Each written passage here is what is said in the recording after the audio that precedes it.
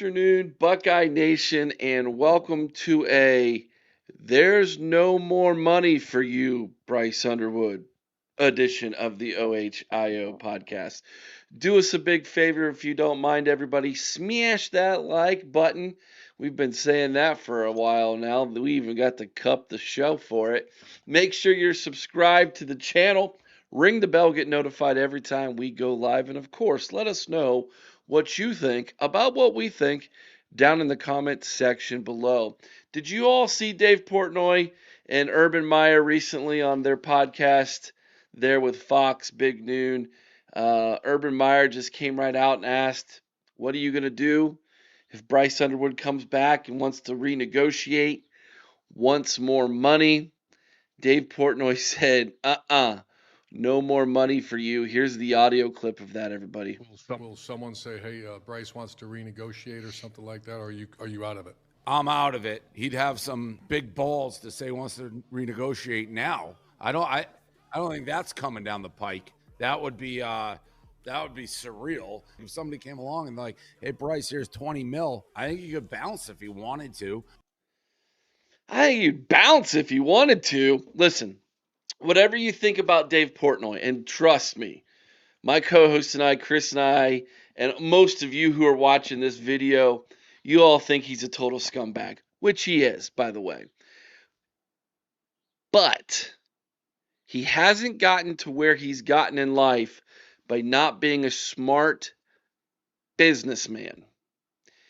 And so he's not going to invest any more money in a product and a quarterback that's not worth the investment.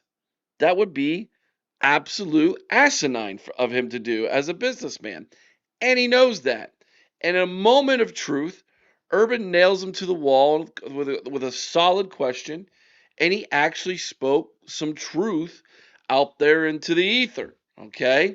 Now, let me show you guys something very, very interesting. I did some math.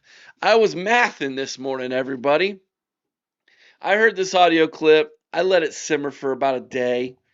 And then I decided I'm going to break some numbers down. Now, depending on where you go and what you're looking for numbers wise, Bryce Underwood makes approximately somewhere between 12 and 16 million.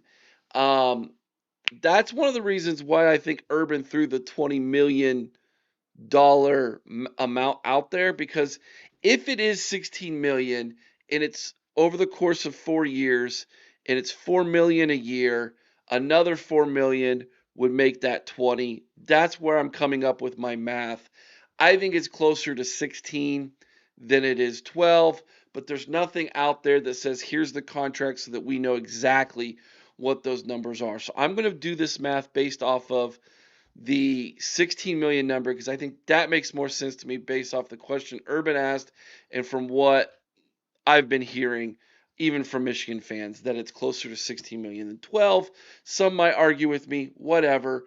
Either way, the math's bad. Trust me. Check this out. Freshman year, 12 games. Here's his numbers. 179 completions on 293 attempts for 2,229 yards passing.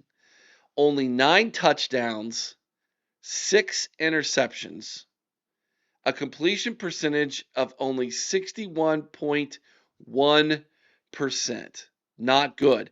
For comparison, and I know he's been with the program for 1 year longer at Ohio State than what Bryce Underwood has been in Ann Arbor for the team up north.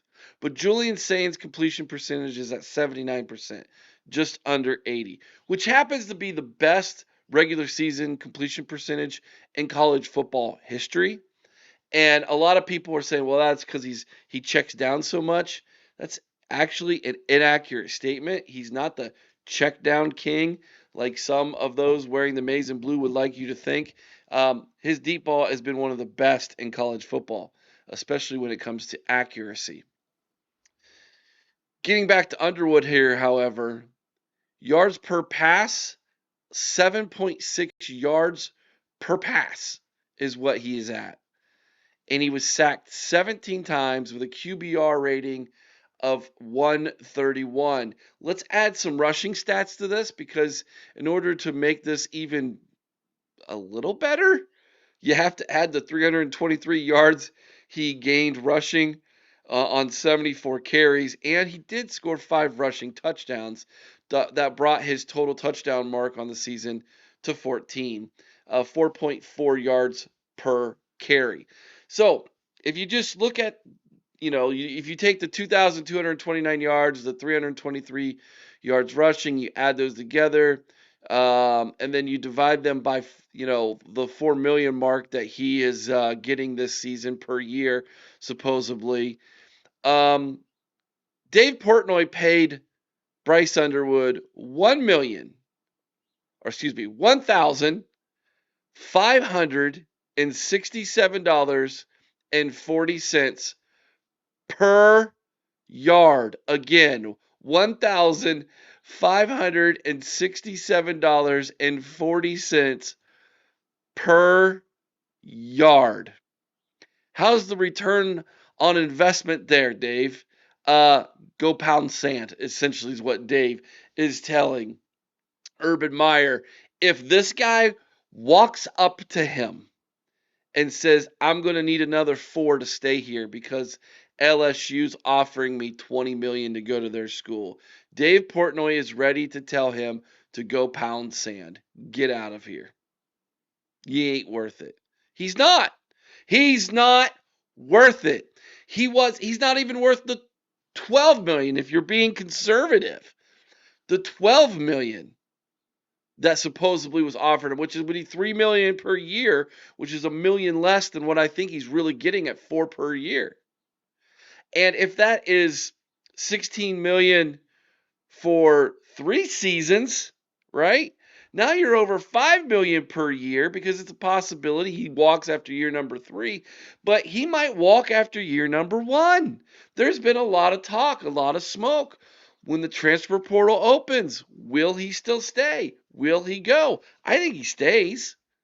But you have to ask yourself the question, if he's truly thinking about his future and not just the current here and now, he has to ask himself, where will I get more development? Because it sure wasn't under Sharon Moore and what I was getting there at the team up north.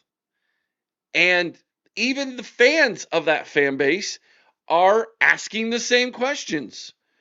They are complaining that Sharon Moore didn't develop this guy who was the number 1 recruit in the entire country. Did not play like it. Now, granted, let me back up the Soul Train here a second and give it to you this way. I remember telling the fans of the Maize and Blue, when I had the conversations with Jerry, I said, look, the closest comparison we have for him is Dylan Raiola, right? Dylan Raiola, his freshman year at Nebraska, he had some really good games. He had some real stinkers, okay? Same can be said of Bryce Underwood. He had some really good games his freshman year, usually against really bad teams. And then he had some really bad stinkers, usually against really good teams who had really good defenses. Same was true of Dylan Raiola for the most part.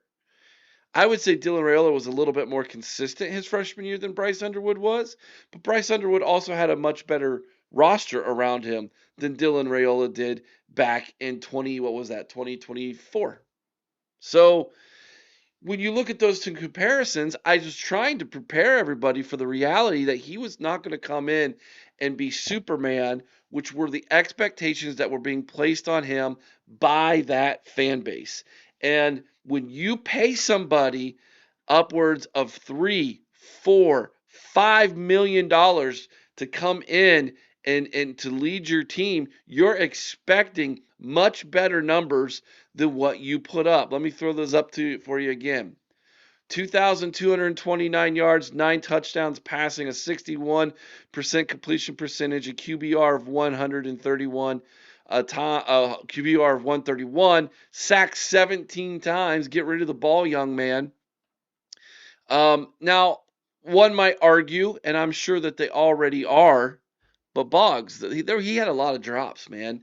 That was not a very good receiving. Well, maybe you should have spent some of that money on some receivers. Just saying.